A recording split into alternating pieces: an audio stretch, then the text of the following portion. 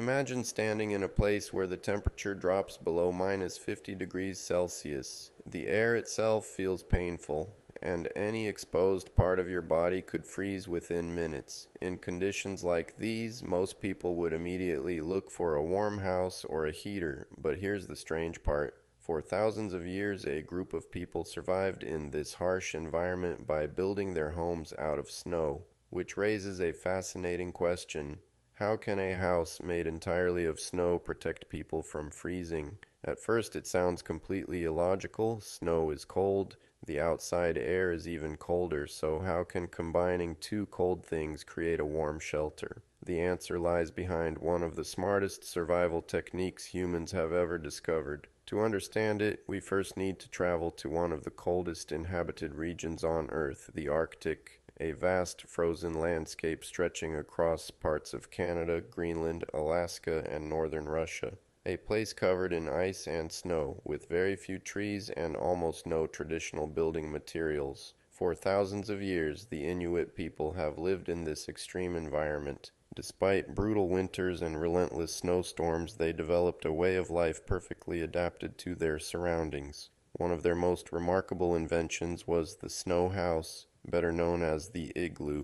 But before we uncover the secret behind igloos, there's something important you need to know. Not all snow is the same. Most of us think of snow as just frozen water, but in reality, snow comes in many different forms. And for people living in the Arctic, those differences matter a lot. In fact, Inuit languages contain numerous words used to describe different types and conditions of snow, because snow isn't just part of their environment, it's part of their daily lives. Among all those varieties, there is a particular type of snow that is ideal for construction, and that type of snow is the key to solving this mystery. Because it's not made entirely of ice, it's filled with tiny pockets of trapped air, and that's where the story gets interesting, because air is actually the hidden hero of this entire phenomenon. Most people think of air as nothing, just empty space surrounding us. But in reality, air is one of the best natural insulators on Earth. To understand this, think about a thick winter jacket. Many people assume the fabric itself keeps them warm, but a large part of the insulation comes from the layers of air trapped inside the jacket.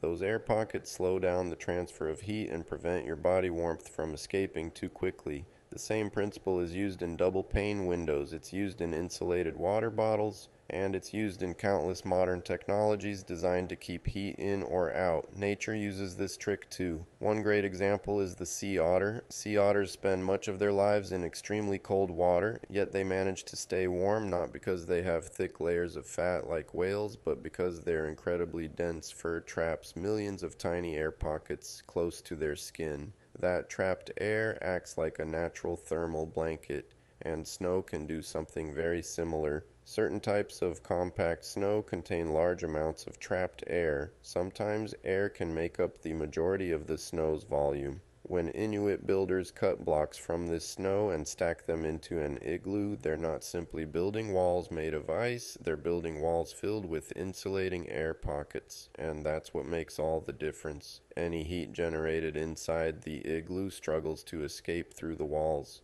As a result, warmth gradually accumulates inside. At this point, you might be wondering, where does that heat come from in the first place? The answer is surprisingly simple.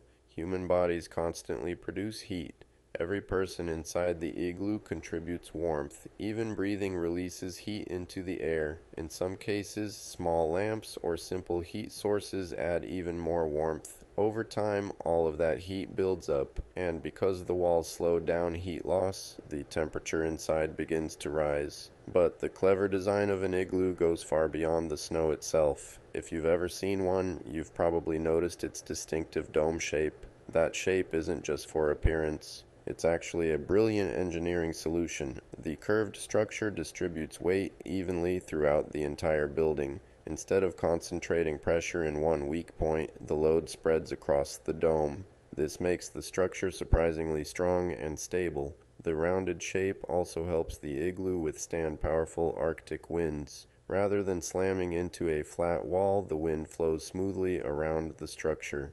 But perhaps the smartest feature is hidden inside. Most people imagine the floor of an igloo as one flat surface. In reality, traditional igloos are often built with different levels. The entrance is usually lower than the main living area, and the sleeping platform sits even higher. The reason comes down to a simple law of physics. Warm air rises, cold air sinks. As heat builds up inside the igloo, the warmest air naturally collects in the upper living and sleeping areas. Meanwhile, colder air settles closer to the lower entrance. The design creates a natural heating system without using any technology at all. Because of this, temperatures inside an igloo can sometimes rise to around 10 degrees Celsius or even higher. That may still sound cold, but when the outside temperature is minus 50 degrees Celsius, the difference is enormous. In extreme environments, that temperature gap can mean the difference between life and death. But there's another question. If the inside becomes warm, why doesn't the igloo melt? The answer is that the heat inside isn't strong enough to melt the entire structure. At the same time, the outer surface remains exposed to the brutal Arctic cold. In some cases, moisture inside the igloo freezes into a thin layer of ice along the walls. Ironically, this can make the structure even stronger. What's even more impressive is how quickly an experienced builder can construct one. A skilled Inuit builder can create a small igloo in just a few hours. Larger structures designed for families naturally take longer. Imagine building an entire shelter using nothing but the materials surrounding you. No wood, no bricks, no steel, just snow and generations of accumulated knowledge. Even with all the advances of modern engineering, the igloo remains a remarkable example of efficient design because its success isn't based on strength alone, it's based on understanding nature, understanding heat, understanding air, and understanding how to work with the environment instead of fighting against it. So the next time you see an igloo standing alone in a frozen Arctic landscape, it may look like nothing more than a pile of snow, but in reality, it's one of the most ingenious survival structures ever created. A simple idea that allowed humans to thrive in one of the harshest places on Earth. But here's the real question. If you found yourself trapped in the Arctic during a snowstorm, would you trust a house made entirely of snow?